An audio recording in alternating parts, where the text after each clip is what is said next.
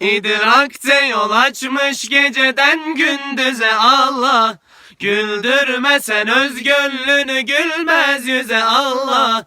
Dünyaya şafaklar gibi Tanrım sepelenmiş. Kalbin gözü yanmazsa görünmez göze Allah. Görünmez göze Allah. Kalbin gözü yanmazsa görünmez göze Allah. Görünmez göze Allah.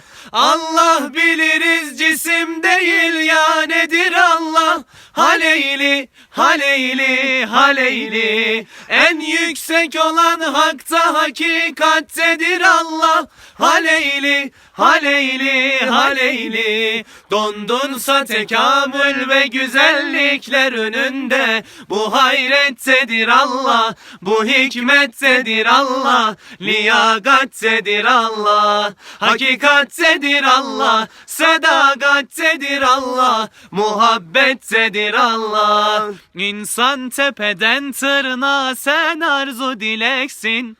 Nefsinde doyumsuz fakat aşkında meleksin. Zulmün yüzüne hak denilen silleni çeksen. Sillende mühürlenmiş o gayrettedir Allah. O gayrettedir Allah. Sillende mühürlenmiş o gayrettedir Allah. O gayrettedir Allah. Allah biliriz cisim değil ya nedir Allah. Haleyli, haleyli, haleyli.